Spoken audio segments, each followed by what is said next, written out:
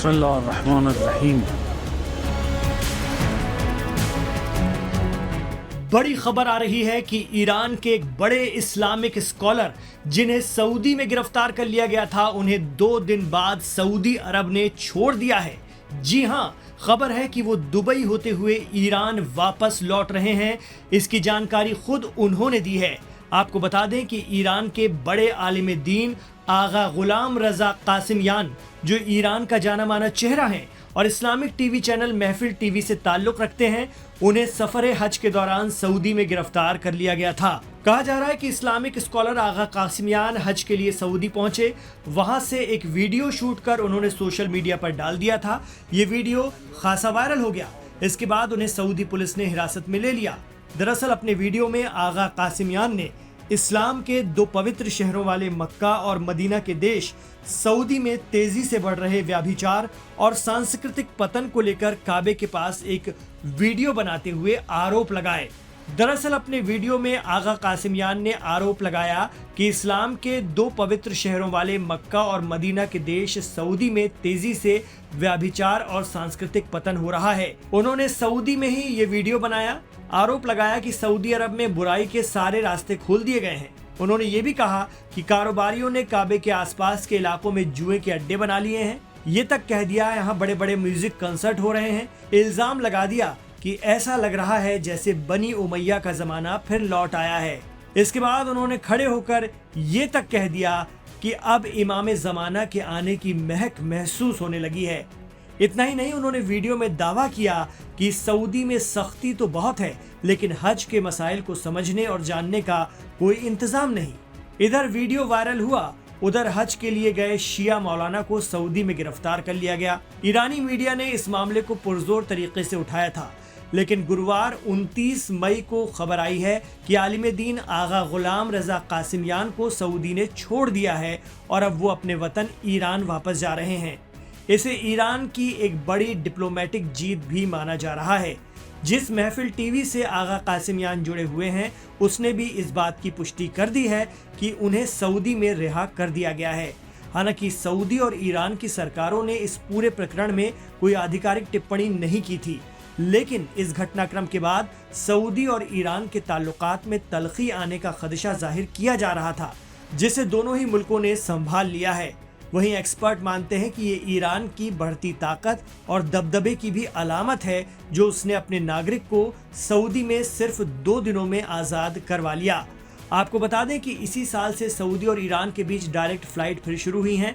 साल 2015 में दोनों देशों के बिगड़े संबंधों में साल 2023 के बाद कुछ गर्मजोशी आई थी, वो भी तब जब चीन ने इन 2 शिया और सुन्नी ताकतों में सुलह करवाई थी। दरअसल 2015 के बाद से ईरानी नागरिक फ्लाइट से हज के लिए नहीं जा पाते थे, बल्कि आजमीन के ग्रुप को चार्टर प्लेन बुक करना होता था। पिछले दिनों सऊदी की रॉयल फैमिली के मेंबर और डिफेंस मिनिस्टर खालिद बिन सलमान अल सऊद ईरान पहुंचे थे। उन्होंने ईरानी सुप्रीम लीडर आयतुल्लाह खामेनेई से मुलाकात भी की थी। लेकिन इस बीच ईरान के एक बड़े आलिम दीन की सऊदी में गिरफ्तारी से दोनों देशों के ताल्लुकात बिगड़ सकते थे और इस पर चर्चा का बाजार भी काफी गर्म रहा। इससे पहले भी एक शिया आलिम दीन निम्र अल निम्र की सऊदी में फांसी के बाद दोनों देशों के संबंध काफी बिगड़ गए थे और ईरान में सऊदी एम्बेसी तक बंद कर दी गई थी। गौरतलब है कि सऊदी में धार्मिक और राजनीतिक आलोचना पर काफी सख्ती बरती जाती है। ऐसे मामलों में गिरफ्तार किए जाने वालों को सख्त सजा का प्रावधान है, लेकिन ईरानी इस्लामिक स्कॉलर का जल्द छूटना बता रहा है कि सऊदी भी ईरान से फिर संबंध बिगाड़ना नहीं चाहता।